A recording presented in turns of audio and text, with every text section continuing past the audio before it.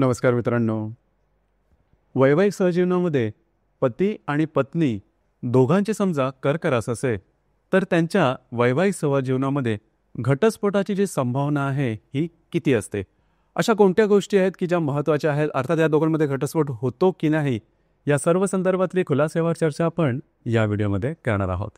घटस्फोटाबद्दल सांगायचं झालं तर घटस्फोटामागची जी कारणं असतात ही बऱ्याच प्रमाणात मानसिकतेशी संबंधित असतात किंवा तुमच्या आशा अपेक्षा स्वभावाशी जास्त संबंधित असतात. त्यामुळे एखाद्याचं जे व्यक्तिमत्व आहे हे जाणून घेणं गरजेचं ठरतं. म्हणजे त्याच्या आशा अपेक्षा जीवनाकडे बघण्याचा दृष्टिकोन आणि एकंदरीत वैवाहिक सहजीवनामध्ये त्यांच्या अपेक्षा कोणत्या आहेत ह्या थोड्याशा जाणून घेणं गरजेचं ठरतं. जसं आपण इथे चर्चा करतोय की पती पत्नी दोघांची समजा कर्क रास असेल तर अर्थातच त्यांचं व्यक्तिमत्व जे आहे हे बऱ्याच प्रमाणात साधर्म्य साधणारं असतं. तरीसुद्धा काही गोष्टी या थोड्याशा वेगळ्या असू शकतात. या संदर्भातली चर्चा करू. कर्क राशीबद्दल सांगायचं झालं तर कालपुरुषाच्या पत्रिकेमध्ये चतुर्थ स्थानामध्ये येणारी रास आहे स्त्री रास आहे. या राशीचा जो स्वामी आहे तो चंद्र आहे. या राशीचं जे तत्व आहे ते जलतत्व आहे आणि ही जी रास आहे ही चर स्वरूप रास आहे. सर्वात पहिली आणि महत्त्वाची गोष्ट म्हणजे कर्क राशीबद्दल सांगायचं झालं तर ते असतं त्यांचं सौंदर्य. लोभस्वानं किंवा अभिजात सौंदर्य लाभलेली ही रास आहे. अगदीच लहानपणापासून झाले तर ते सौंदर्य आहे ते दिसून येतं. त्याचबरोबर त्यांचं जे राहणीमान असतं ते सुद्धा थोडंसं नाजूक असतं, थोडंसं हळवं असतं आणि बरंचसं भावनाशील असतं. नीटनेटकं टापटीप स्वच्छ राहणीमानाकडे यांचा कल असतो आणि बऱ्याच प्रमाणामध्ये यांच्यावरती घरच्यांच्या संस्काराचा जो प्रभाव असतो हा जास्त प्रमाणात दिसून येतो. म्हणजे घरातल्या व्यक्तींच्या त्यांचे स्वभाव किंवा चाली रीती रूढी परंपरा याचा जो प्रभाव आहे हा कर्क राशींच्या व्यक्तींवरती सर्वात जास्त प्रमाणात दिसून येतो. आणि बाबा वाक्यम प्रमाणम या धर्तीप्रमाणे किंवा या एकंदरीत म्हणीप्रमाणे यांच्यावरती ज्या गोष्टी प्रभाव टाकतात त्याच गोष्टीचं अनुकरण हे कर्क राशीच्या व्यक्तीकडून जास्त केलं जातं. खास करून मातेच्या जास्त जवळ असतात, मातेशी जवळीक साधणारे असतात आणि मातेच्या शब्दाचा किंवा संस्कारांचा प्रभाव हा यांच्यामध्ये थोडासा जास्तच प्रमाणात दिसून येतो. इमोशनल असतात, घरच्या व्यक्तींच्या बाबतीमध्ये थोडेसे पॉझिटिव्ह सुद्धा असतात. म्हणजे ते एवढ्या प्रमाणात असतात की आपलं स्वतःचं सुखसुद्धा घरच्या व्यक्तींमध्ये शोधतात. म्हणजे घरातले व्यक्ती खुश असतील, आनंदित असेल तर हे आनंदित असतात आणि समजा त्यांच्या जीवनामध्ये काय प्रॉब्लेम असेल तर ह्यांना काही गोष्टी जमत नाही किंवा यांचा मूड ऑफ किंवा नैराश्य आलेला तुम्हाला दिसून येईल. एकंदरीत ह्या ज्या व्यक्ती असतात या व्यक्तींमध्ये बरेचसे काही चांगले गुण असतात. हळवेपणा असतो, भावनाशील असतात, छोट्या मोठ्या गोष्टी भावनिकतेतून विचार करणाऱ्या असतात. दुसरी महत्त्वाची गोष्ट म्हणजे कर्क राशीचे ज्या व्यक्ती असतात या प्रॅक्टिकल असतात, व्यवहारी असतात. पैसे कुठे कधी कसे खर्च करायचे, कशा प्रकारे मिळवायचे आणि कशा प्रकारे गुंतवणूक करायची याचं जे गणित असतं हे यांचं सहसा चुकत नाही, जी की खूप चांगली गोष्ट आहे. दुसरी महत्त्वाची गोष्ट म्हणजे बोलायला ह्यांना खूप आवडतं, शेअरिंग करायला खूप आवडतं. म्हणजे कर्क राशीचा पुरुष जरी असला तरी त्याला ते बोलायला खूप आवडतं. कुठल्याही छोट्या मोठ्या विषयावरती कित्येक तास बोलण्याची जी कॅपॅसिटी आहे ही कॅपॅसिटी कर्क राशींच्या व्यक्तींमध्ये जास्त प्रमाणात दिसून येतं. म्हणजे कम्युनिकेशन स्किल खूप चांगलं असतं, त्यांचं राहणीमान खूप चांगलं असतं, दिसणं खूप चांगलं असतं. एकंदरीत त्यांचं जे व्यक्तिमत्व असतं हे प्रभाव टाकणारं असतं.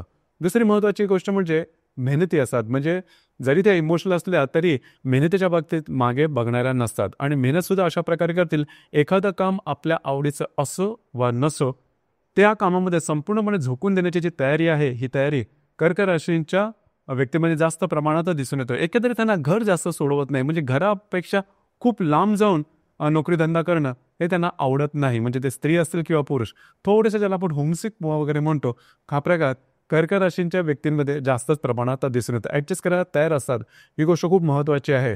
आणि ह्या ज्या व्यक्ती असतात त्या सतत काम करण्याची तयारीसुद्धा त्यांच्यामध्ये जास्त असते. खास करून कर्क राशीचे जे पुरुष असतात त्यांच्यावरती मल्टिपल सोर्सेस ऑफ इन्कम यांची असण्याची शक्यता जास्त असते. म्हणजे मुळातच हे म्हणजे हे जे पुरुष असतात हे मेहनतीसुद्धा असतात किंवा यांच्यामध्ये काम करण्याची कॅपॅसिटी चांगली असते आणि व्यवहारी असल्या कारणामुळे मल्टिपल सोर्सेस ऑफ इन्कम यांच्यामध्ये जास्त. त्याच्यामुळे आर्थिक बाबतीमध्ये तशी काही कमी यांच्यामध्ये तशी दिसून येत नाही, जे की खूप चांगली गोष्ट आहे.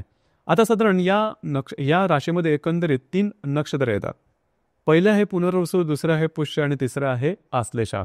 पुनर्वसू नक्षत्राचं जे शेवटचं चौथं चरण आहे हे चौथं चरण हे कर्क राशीच्या पहिल्या चरणामध्ये येतं. पुनर्वसू नक्षत्राचे जे पुरुष असतात हे बरेचसे म्हणजे सात्विक असतात, भोळे असतात, देवावर विश्वास ठेवणारे असतात, सरळ मार्गी असतात आणि मेहनती प्रचंड असतात. इतकं असून सुद्धा भावनाशील असतात, छोट्या मोठ्या गोष्टींबद्दल जास्त विचार करणारे असतात आणि सगळ्यात महत्त्वाचं म्हणजे निर्णय क्षमता ही थोडीशी यांच्यामध्ये कमी दिसून येते. म्हणजे एखाद्या गोष्टीवरती निर्णय घ्यायचा झाला तर थोडंसं डुवेल माइंडेड होतात. म्हणजे निर्णय घ्यायचा की नाही या थोडंसं याच्यामध्ये पुढे जातात. परंतु सगळ्यात महत्त्वाचं म्हणजे पुनर्वसू नक्षत्रामध्ये भाग्याचा भाग हा चांगला असतो. म्हणजे नशिबाची साथ आहे ना चांगल्या प्रकारे लाभते. एखादी गोष्ट वेळेवर मिळणं किंवा एखाद्या गोष्टी मिळण्यामध्ये काही गोष्टी जुळून येणं, हा जो भाग आहे हा भाग पुनर्वसू नक्षत्राच्या पुरुषांमध्ये अतिशय चांगला दिसून येतो. पुनर्वसू नक्षत्राची जी स्त्री आहे हे अतिशय सुंदर असते, लक्षात घ्या.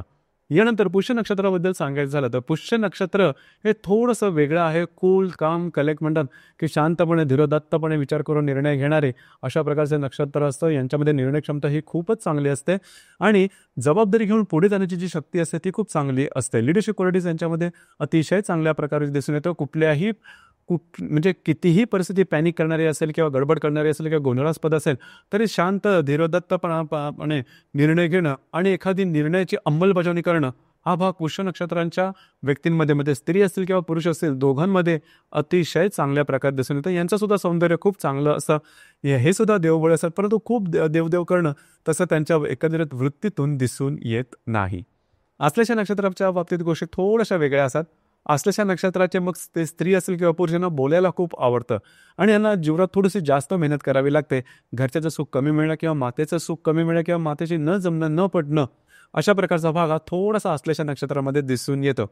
तर आणि थोडंसं बोलणं थोडंसं असताना जीवनात थोडीशी जास्त मेहनत करावी लागत असल्या कारणाने जीवनाप्रती हे तेवढेसे सॅटिस्फाय नसतात किंवा तेवढेसे समाधानी दिसून येत नाही. ही गोष्ट थोडीशी वेगळी आहे, परंतु आश्लेषा नक्षत्रामध्ये हे थोडेफार जास्त दिसून येतं. एकत्रित सांगायचं झालं तर संपूर्ण जे कर्क राशीच्या ज्या व्यक्ती असतात या प्रभावशाली असतात आणि थोडंसं ज्याला आपण यांच्यामध्ये माणुसकी ह्युमॅनिटेरियन ज्याला आपण म्हणतो माणुसकीचा जो भाव आहे हा भाव यांच्यामध्ये चांगला दिसून येतो, जी की खूप चांगली गोष्ट आहे. जसं आपण चर्चा करत आहोत की दोघांची समजा कर्करास असेल, लक्षात घ्या दोघांचेही जर का कर्करास असेल तर अर्थातच ॲडजस्टमेंट करणं किंवा एकमेकांना म्युच्युअल रिस्पेक्ट देणं हा भाग खूप चांगल्या प्रकारे दिसून येतो.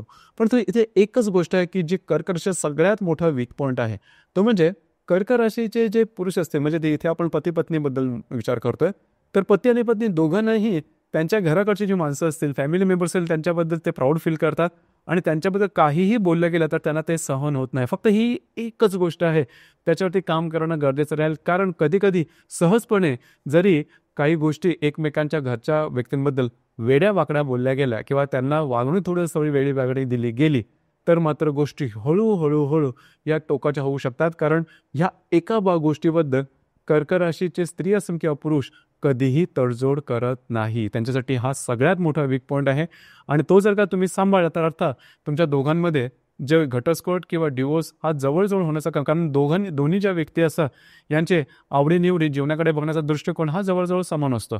सगळ्यात महत्त्वाची आणखीन एक गोष्ट म्हणजे दोघांचे समजा आश्लेषा नक्षत्र असतील, दोघांच्या आश्लेषा नक्षत्र असतील तर सुद्धा वादविवाद होणं, एकमेकांना म्युच्युअल रिस्पेक्ट न देणं किंवा हा जो भाग हा थोडासा जास्त दिसू शकतो. म्हणजे दोघांचे आश्लेषा नक्षत्र असतील तर मात्र डिवोर्स होण्याची संभावना बऱ्याच प्रमाणात दिसून येईल. या व्यतिरिक्त जर का तुमच्या वैवाहिक जीवनामध्ये काही प्रॉब्लेम कॉम्प्लिकेशन येत असतील तर अर्थात तुमची जी कुंडली आहे ती पाहणं थोडंसं गरजेचं ठरतं. कारण आत्तापर्यंत जे काय आपण राशीबद्दल बघितलं ते फक्त चंद्र राशीबद्दल बघितलं. प्रत्येक पत्रिकेमध्ये चंद्र व्यतिरिक्त सुद्धा बाकी 11 ग्रह आहेत आणि ते आपापल्या परीने कुंडलीवरती परिणाम करत असतात. हे परिणाम कोणते आहेत, कशा प्रकारचे आहेत, आपली कुंडली जी आहे ती पाहून त्याद्वारे योग्य ते मार्गदर्शन करता येऊ शकेल. तर मित्रांनो हे होतं वैवाहिक सहजीवनात पती पत्नी दोघांचीही कर्क रास असेल तर त्यांचं वैवाहिक सहजीवन नेमकं कशा प्रकारचं असेल या संदर्भातली चर्चा. धन्यवाद.